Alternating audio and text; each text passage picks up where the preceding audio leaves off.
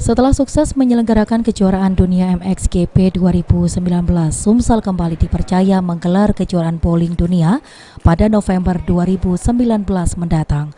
Hal ini disampaikan Gubernur Sumatera Selatan Herman Deru saat meninjau lokasi venue bowling di Jakabaring Sports Center bersama Menteri Pemuda dan Olahraga Republik Indonesia Imam Nahrawi.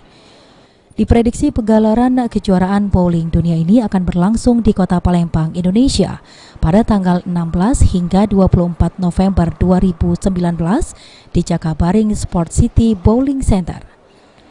Bersama dengan itu, Menteri Menpora RI Imam Nahrawi menyampaikan dirinya mengapresiasi kinerja dari Pemprov Sumsel terkait kejuaraan internasional yang dilaksanakan di Kota Palembang, di mana pada bulan Juli 2019 lalu Palembang Sumsel menjadi tuan rumah MXGP 2019 di Wyndham OP Mall Palembang.